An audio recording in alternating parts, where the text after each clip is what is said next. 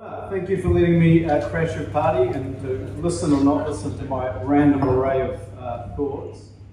3 confessions to start proceedings. Feel free to hiss and boo as you see fit. Firstly, I'm an investor in privately held software companies, cloud software and AI companies. Secondly, as I started my life and made my IT career doing ERP implementations. And then thirdly is I've made most of my money through investing in a couple of startups a long time ago called Amazon and Google, who are also not open source. So I know very little about open source. I know a lot about AI, but I'm not going to talk about that because that's going to be a big topic for today as I understand it.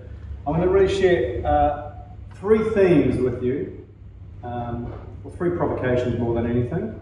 And I was asked to be provocative to this crowd. I didn't see any hissing and booing. You don't have to be inclusive to me, by the way, and I expect really hard questions at the end. So I'm just going to put my timer on, make sure I don't get told off by Nicole. So the first of the 3 themes is autonomy, agency, that's the first theme. The second one is affordability, value for money. So I'll talk a little bit about that. And thirdly, the power of community, which is obviously why you guys are all here. And I'm going to try and challenge you over the next few minutes around thinking about these things differently. So let's start with agency or autonomy. You can use whatever language you want. I was fortunate enough to host TEDx a couple of weeks ago at Victoria University. And the theme was thresholds. And basically, we had 9 speakers talk about different thresholds we're at. It could be climate change, could be legal situation, socio-political, geographical stuff. Obviously AI came as the dominant theme. We're at the edge of the precipice. And the thing that came through in all of the talks is that we actually have agency. So we can all complain, and I know there's a lot of developers here. You're going to talk a lot about AI. Is it taking away your job? I've got a provocative t-shirt on purpose. Your users are starting to build stuff, all of that stuff. We can complain away, we can complain about all the different problems we have. But we have agency. We're all individuals. We have we're very privileged that we live in Australia or New Zealand. We have the rights to take the first steps. And so agency is so important. And we have all these forces against us, mostly in the form of big tech, social media, weird shit. But the reality is we have agency. And so whatever the problems you uncover today, and you discuss today, and whatever threats you feel from AI, you have autonomy. You are an individual human. You have every right to take the first step and create the future that you want. I don't mean that in an inspirational sense. You might find inspired, but I mean it more in practical sense. Yesterday I ran a thing called Gloves Off, which is probably the biggest AI event for tech leaders. We always have a few skeptics, as there will be people in the room. And again, we had 8 case studies, and all the case studies came up with the same thing as the recommendation, which is take the first step to the future that you see. Most of those people in the room were AI believers, but they started tinkering, technical people and non-technical people alike, right? And then they own the outcomes, they own the progress. So my provocation to you really is, AI is here to stay. How we respond, the business models that we create, the technological roadmaps we embark on, it is really up to us. No one is coming to save us. So please take your agency or autonomy seriously, whatever you choose to do after today. My second theme is about affordability. So one of the things that's obviously happening, and I was talking to Dave about this earlier, is the cost of building software, building websites, the sort of stuff you do, is coming down drastically. Which of course makes it harder to make a living. That's kind of one way to look at it. But on the other side, it actually makes technology, information, knowledge, process, automation, all of that stuff way more affordable. And I think that's a great thing, actually. Because we have an affordability crisis everywhere we look. And we're not going to talk about housing affordability, but I have been on like a couple of government committees, for example. I remember one in COVID where we had to build a static website, and the budget that was allocated to it was $1 million. And everyone thought it was pretty cool having $1 million. I just thought it was atrocious as a taxpayer that someone would think that a static website would cost $1 million to build.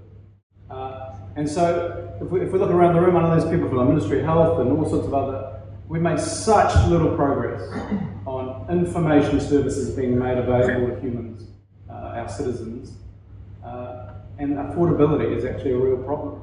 And I think affordability, the fact that it's easy to build software, it's easy to build websites, it's getting cheaper and cheaper to do almost everything in the information domain, is a great thing to be celebrated.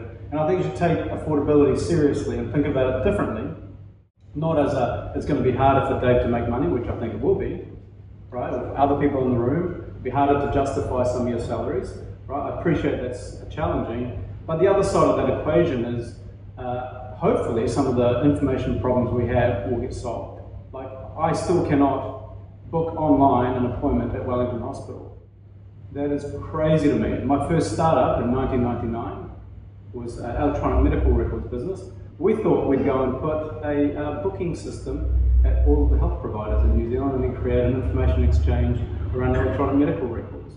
Well, 2026, still can't do it. And the justification is affordability. It's all too expensive. So I hope, you know, and I guess the other side of that, which is worth touching on, is we have a repatriation problem in New Zealand. The banks, pretty well understood, they take somewhere around $4 or $5 billion every year out of New Zealand, goes over to Australia. So the Australian guys in the room, you guys are beneficiaries of our very high mortgage rates. But we have repatriation of technology, somewhere around $3 or $4 billion that flies out of New Zealand via Microsoft, Amazon, etc., of which I'm a shareholder, as I acknowledged at the start, but gets repatriated overseas, right? And obviously there are alternatives to keeping that cash in New Zealand and our GDP, and that, to me, the simple answer to that is just making software, websites, web interfaces, all of that stuff a lot cheaper. So my challenge to you is think about affordability as a total opportunity to make the change in the world that we want. So that's the third one. The second one. The third one is community. Again, that's self-evident. Obviously, Drupal's an open source community. You guys are all here because you want to be part of a community in one way or another. I actually think community is a real unlock in capitalism. My sense is, you know, we all sort of might have different perspectives, but capitalism seems to be going through a crisis of sorts, as does democracy. We won't touch on that at the moment. But capitalism does because power gets concentrated, and again, people feel helpless, like there's nothing we can do. But actually, community is a total unlock, and I see that, you can see it in all domains. So I look at the data last night around credit unions in the US. I use the US because I used to do banking software, not open source in the US. You know, credit unions have grown in the last 20 years from 80 million members to 140 million members. So on one hand, we think here, oh, credit unions, you know, that doesn't make any sense. You know, we go to banks, who are repatriating all of the profits. But actually, credit unions are a perfectly viable business model and actually growing in other parts of the world quite aggressively. So still, right? And then my favorite shop in the US when I've lived there twice is REI. Anyone know REI? Yeah. So that's a community-owned outdoor equipment for weird people like me that like going mountain biking, tramping, mountaineering, all of that stuff. Well, they're going to look at their numbers, and they have been for the last 10 years, both the fastest growing and the dominant player in outdoor equipment. So if you think about retail, you'd never think, hey, community ownership makes sense in retail, but it does. And so community models are available across all domains. Again, obviously in open source software, that's how it works, but across all technology. And one of my missions in the investments I make, which I'm failing miserably at, but that's a separate note, is to try and make our software actually be owned by our users. Because I think about, you know, how much better would start with Facebook be if its users owned it? How much better would Xero be as a business and software if its users owned it?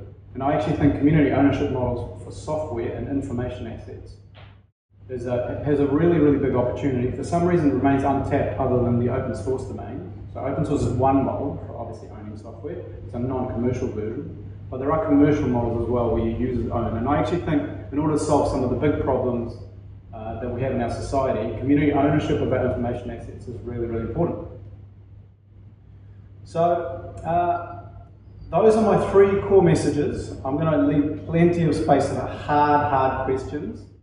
Please make them provocative and difficult. Please make sure that they're questions. So the first one is, my provocations are, no one is coming to save you what will you do in your professional domain to demonstrate that autonomy, right? So how do you maximize the agency you have around the world you want to create? It doesn't matter whether you're in a government department, you act, or in a big corporate or whatever, you actually do have agency. Whinging and sitting there wishing the world would change is not really going to work. The second one is, instead of complaining about affordability, how obviously external affordability is getting worse, but the value for money equation for you as an individual contributor has changed. You can complain about that, or you could actually turn it into advantage to create the change in the world that you want to see. So my provocation is, how do you make affordability a really good thing when you're building software, websites, etc.? And thirdly, what are the alternative community models that you can think of? Again, you're part of one, so congratulations on that, that we can implement across our information landscape and technology landscape that actually maximize the chances of us being successful as a society. So those are my 3 provocations. Thank you for listening to my rambles. Who's got a hard question? I'm going to have to make up questions, otherwise I'll pick on the 3 people I know in the audience. So, well, Josh, you're going to have to go first. We've got chocolates, by the way, in case you need incentives. That was amazing, thank you, Serge. I was just wondering if you had any tips or things that you've been doing or that you've seen people do in a practical sense to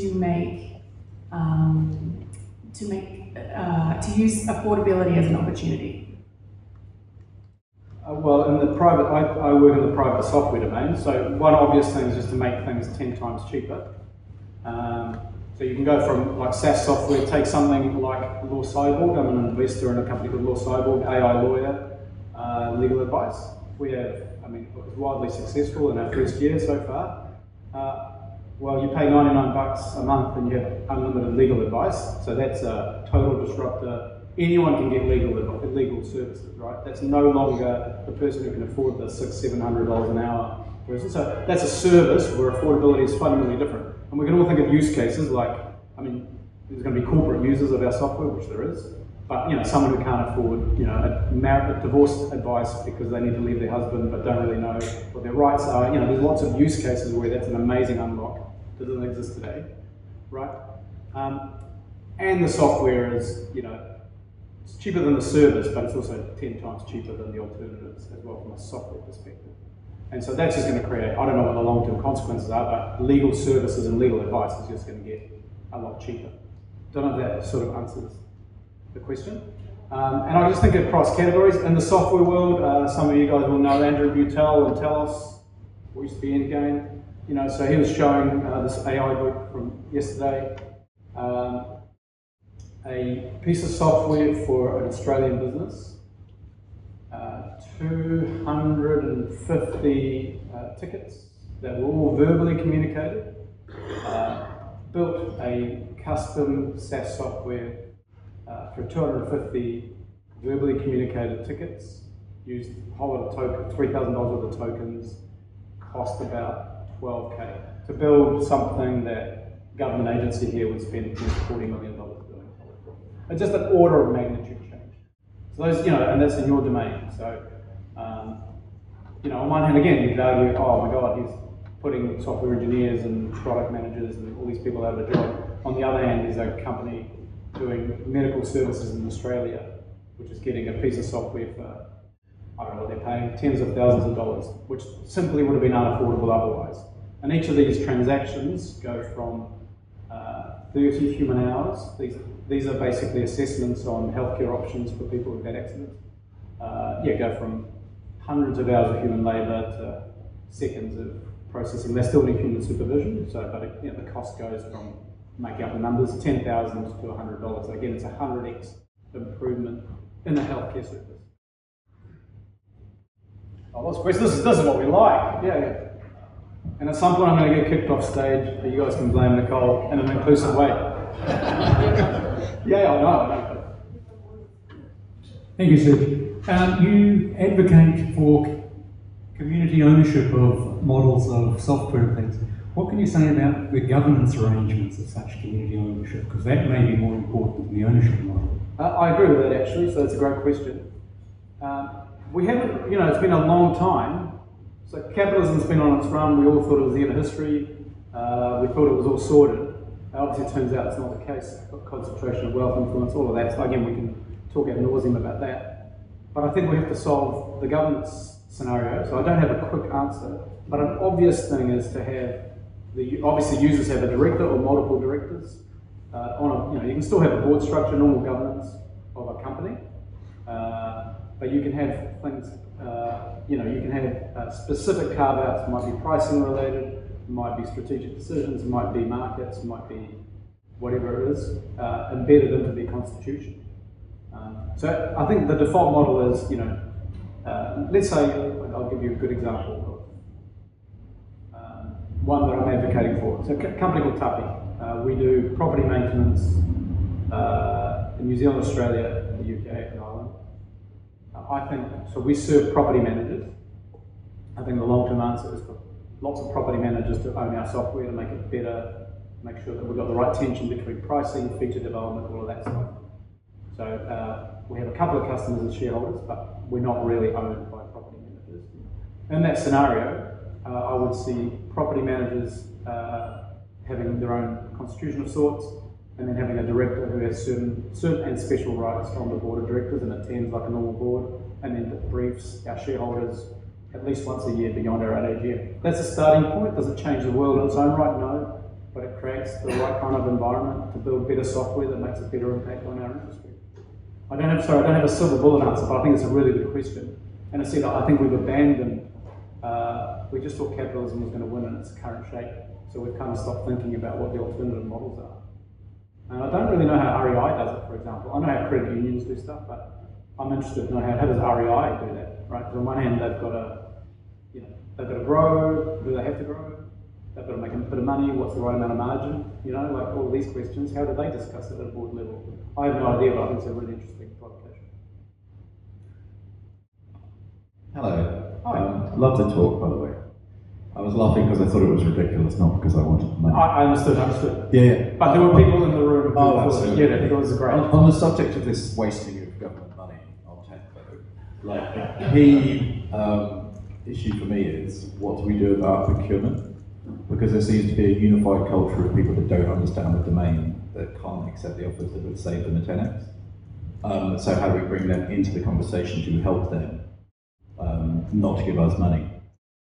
That's a good question. So, I mean, the radical answer is dismiss all procurement professionals from their role immediately. Yeah, so that's a popular policy maneuver, I can see, and I totally agree with it, by the way.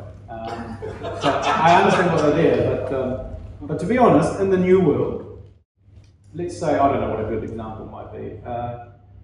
At COVID, the government spent $80 million on a database for people who have received vaccines. Again, probably everyone in this room can build it in 20 minutes. Maybe tested another 20, I don't know what. But $18 million is a ridiculous sum of money for a spreadsheet. The right answer would have been, we're going to have the procurement person in the room for the week while we build this thing. Like that's what, so if you think about everyone here, it's like, actually, we're going to go and build a database for people who are vaccinated. It's going to take us a week. This is how we're going to do it. Here's the architecture, here's the blueprint, and the procurement person sits there and goes, oh, we're doing it in a week, and I'm just going to sit here while you guys do it.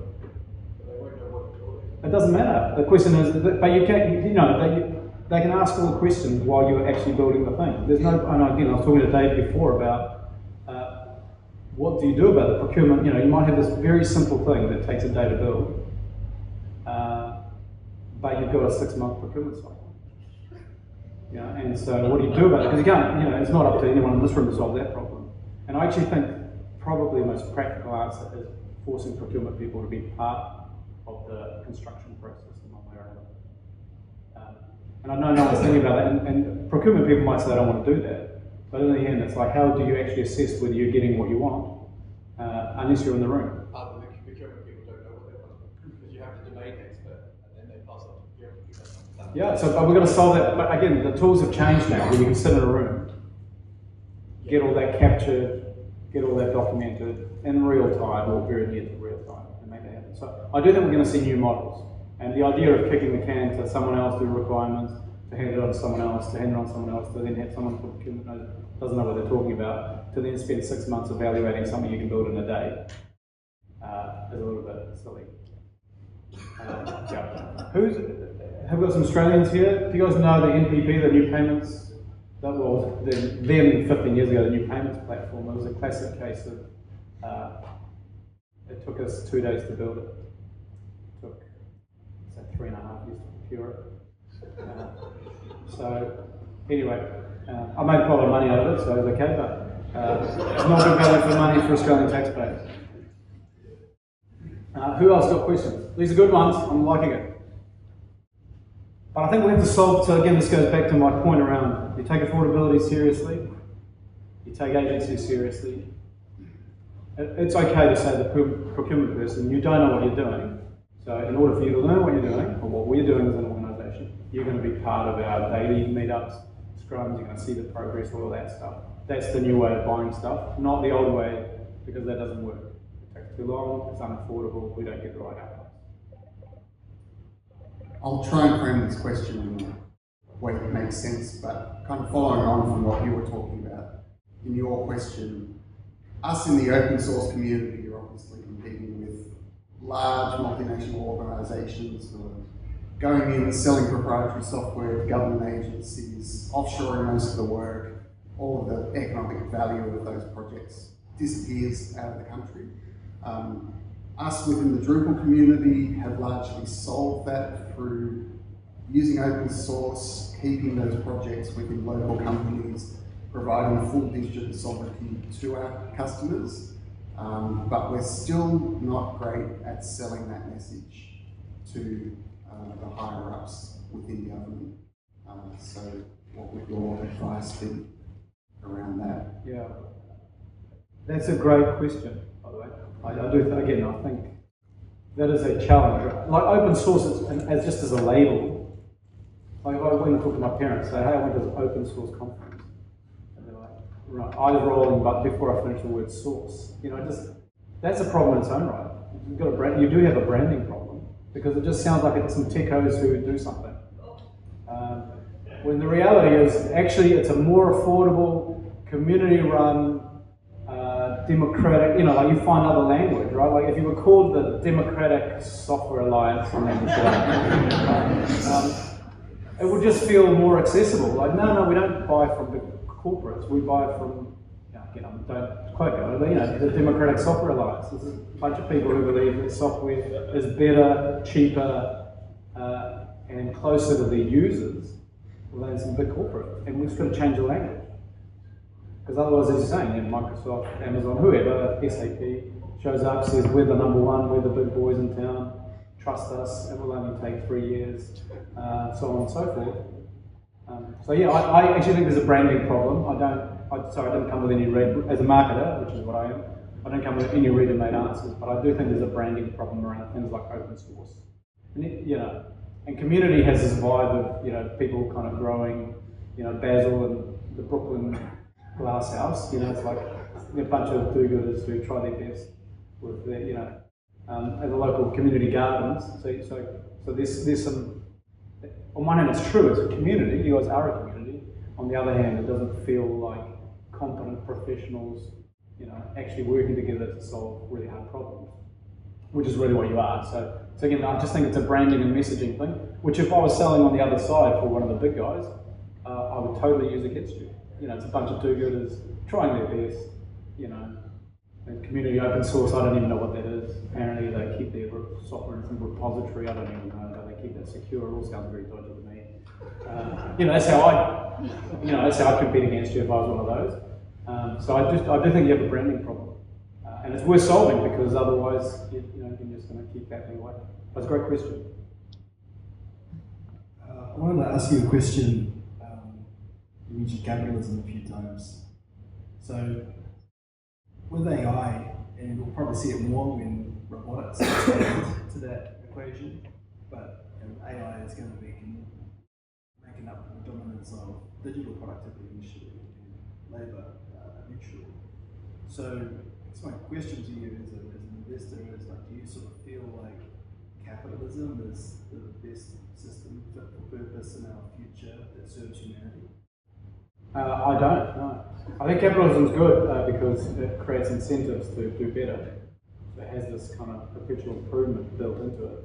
But I do think a version of communitarian capitalism is the right answer. And we haven't experimented enough to me to say this is the answer. But I think in software products, users as owners is really, really important. Yeah, and it's going to get, as you're saying, with AI, it's going to become more and more, it is already a critical issue. But do we really want a handful of people controlling the economic destiny of our planet? I think that's, you know, and they're not publicly listed, they're sort of appointed boards, all of that stuff. Yeah, I think that's a treacherous place to be. And again, we haven't figured out the right answer, which I said, to me, is some version of communitarian capitalism. Which also has the benefit, obviously, of the rewards being dissipated a bit further as well. Sorry, good question. I think you sort of talked about disruption and stuff like that. It's kind of pretty obvious. But do you think there's going to be a shift of power from large to small to large? Like, so Oracle gets disrupted, I get disrupted. These are two very different scales. But am I getting more work of Oracle? Or is Oracle just coming up with a different plan and throwing marketing budget at it to control whatever the landscape looks like? It's up to, I mean, it's C.1, it's up to us. We've got to convince the buyers. I made my first IT job was implementing Oracle. I thought it was great. It was the biggest thing ever. You know, we're going to, it's going to control accounts payable and accounts receivable and payroll. It's going to be amazing. But yeah, I mean, we were part of increasing concentration, losing control, not just of the functionality, but of the economics, the outflow of capital, all of that stuff. But we just got to find the alternative model. So I don't have another absence of a good answer. But we've got to push for whatever we think. And when I say we, you're a community and you'll have individual views within it for an alternative model. Yeah, and in my view, like, no New Zealand company should have Oracle. Just generally, just as a, like, it's very expensive. They're a very litigious organisation. There are obviously data ownership issues, all of that stuff. Not really actually a good software. Very hard to integrate lots of different things. It's not really modern architecture. I can go on at length, but we've got to offer an alternative. So it's easy to win and say, it's rubbish. But what's the alternative? Well, the alternative is probably a whole lot of smaller, more nimble, fit for purpose things that are integrated. Blah, blah, blah. So, and it's up to, individually, we have to go and advocate for a different future. Because otherwise, it's Oracle versus SAP. That's not. If an executive thinks those are my two options, then we haven't won anything. It's just going to be one of those two. And we're back to lesser of two evils, so to speak. Cool. Sorry. Yeah. Hello. This is intimidating. I'm kind of picking up on everything that was put down so far. The fear of open source, which is very real, and the fact that a lot of the data is kept on servers that isn't privatized companies and all of that. And I'm thinking that a lot of the situation that you brought up with procurement, with other things like that, and decisions made in government, are often tied to the fact that a lot of people who are making these decisions don't have the technical knowledge, right? And with technology taking as much space as it does in our society, and the birth of a lot of new jobs, I'm almost thinking that we might need to reorient it towards something like having technical procurement positions, right? People who actually have more knowledge and are able to make decisions based on the things that they know. So what I'm wondering is, how come we haven't kind of positioned ourselves in that way just yet, and how come people are very much just like, I do procurement, that is my thing, that's all I know. I'd like to know your take about that. Okay, well, I won't go too much on an anti-procurement crusade, it's a popular maneuver here. No, well, I think the question is there enough technical skills at the executive table? Well, I think that's definitely a question. That's a valid question and definitely, I think, an astute observation. But I think more importantly is what is the basis for making the decision? The criteria is not a technical criteria. The criteria is what kind of world do you want to live in, right? So you got to, it's a reframing question. Now, no executive making a decision, SAP versus PeopleSoft, thinks, oh, what kind of world do I want to live in? What kind of hippie am I? But they say, what kind of options do I want my successor to have in the future? Do I want to force them into a scenario where they get their prices jacked up, have no control, can't move off the thing, etc.? Well, I don't want that world. A world is where it's easy to migrate, I can get affordable resources, I can get them from a marketplace of qualified people. It doesn't have to be just these guys, right? When I implemented PeopleSoft, which is now Oracle, we could only have one supplier do the professional services. So not only were we locked in, and I saw there was a New Zealand Post person here, I saw the badge. You can put your hand up. It's all right, mate. No, I was in New Zealand Post. It's okay. But yeah. So it was like we locked into a vendor. We also locked into a delivery provider, not a series of them. Just all of that. So I actually think it's less about technical knowledge and more about situational awareness of what kind of future do we want in this company, this division. What do I want to leave to my successor? When I've done my 5-7 years here. So I don't think there is a technical skill gap, but I don't think that's the primary problem. I think my question is a bit related to that one. New Zealand tried and failed to get a chief technology officer at government level, and I'm just wondering if you think that's a worthwhile position, and if so, what do you think we could do to help achieve that? I'm in general not in favour of chief anything. So, and again, this is becoming more prominent with AI. Like, if your company has a chief AI officer, chances are pretty good you're going to be doing no AI.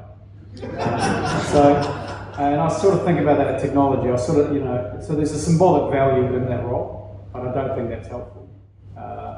Yes, we've got coordination problems between agencies, but it's not really a technical problem. I happen to sit on a committee that is trying to resolve some of it, but it's 98.2% not a scientific number. It's pure fiefdom problems. Oh no, someone needs to explain the legalities of us sharing that data. No, I don't want to participate. It's never a technology, or almost never a technological issue. So I actually think a chief technology officer wouldn't solve that. It would just be symbolic. The right thing to do is just fire, in the case of government, basically anyone who doesn't play ball just leaves the organisation straight away. And I don't know why that doesn't happen, by the way. I just don't know why you just don't see more public dismissals of public service technologists who refuse to play ball. I think it's abhorrent. And again, I've seen it firsthand, so I'm not talking from the outside reading newspapers. I have seen the emails that get sent on, the 17 reasons why you can't have this data from Department A go to Department B, which would save taxpayers, $300 million if you just if you dump a CSV file once a week in here that this system could read, would save $300 million. But I don't want to do it because the dog ate my homework. So I actually think it's absolutely not. I don't think that's the answer. The answer is public dismissals of people who don't take affordability for the taxpayer seriously in the context of government. One last question. Yeah, I'll go, Josh. You get to finish as well. I got to be the questioner of last resort, Serge. So I was just thinking about you saying the case for change is really obvious, and a lot of the talkers' topics, having seen the talk tracks and curated them, acknowledge change. So the talk tracks, what? Sorry, I didn't hear that. A lot of the speakers' topics that we're about to talk about, people in the group, are talking really actively about change. My question is just around change is just fundamentally hard at a human level, at a people level. So the question to you is, what's the best examples that you've seen of leaders taking groups of people through change? And more entertainingly, what's the worst example that you've come across in your career? A great question to finish on. I'm an organisational psychologist originally, so a very good one for me. So I totally agree about change. My summary answer is violence is really good. No, I mean it. You have to publicly, we just don't see public dismissals. The sort of tar and feather sort of situation. It needs to be brought back. So that's not my book. When I write my change management book, it probably won't talk in those terms. But I do think we've got a problem in our society around you are an obstacle to progress, you are out, and not only that, we're going to tell everyone why you're out because you are an obstacle. The narrative is entirely absent. And there's some pseudo-legal reasons, Josh might sue us if we humiliate him in public, and it's who cares? We need to do that. But that doesn't answer the question. So I will answer your question.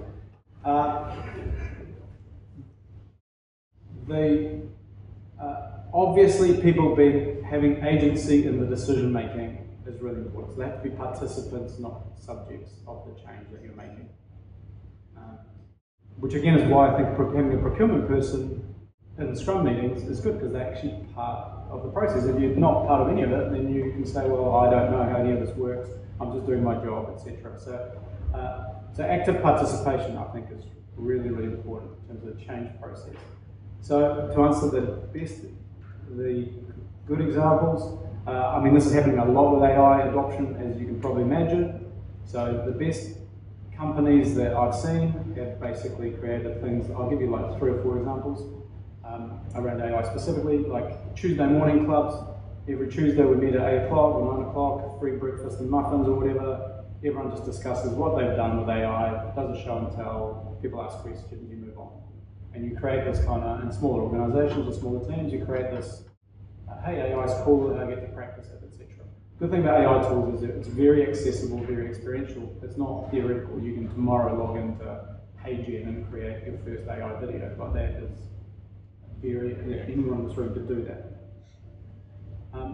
What do I think is bad change management? Just typically has low conviction change, where you typically don't have a leader who believes in a different future. So they're just administratively going through the change, low conviction. And again, I think a lot of our corporate leaders have been trained out of having high conviction. And to me, that's the weakest thing, because if your leader doesn't believe in the change that they're making, and we are pretty astute as humans at figuring out, hey, Josh is saying we need to adopt AI, but I don't really believe him, right? Or Josh says that we need to enter a new market. But you know, he doesn't seem to be that convinced that Canada is a good market for us. The moment you don't believe in the conviction of leaders, you know, change is almost impossible. And again, I've seen a few examples of that in companies that have existential threats, where I think the threat's existential, but the leader doesn't want to make the changes, and everyone can sniff that a mile away.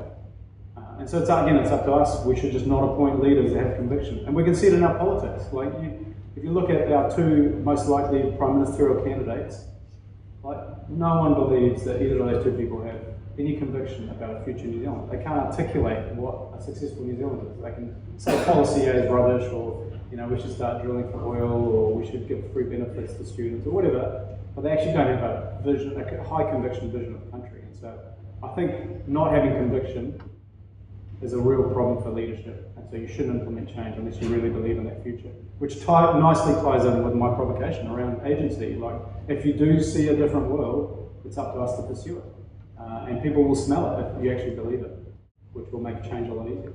So thank you for letting me wrap that up. And thanks for having me.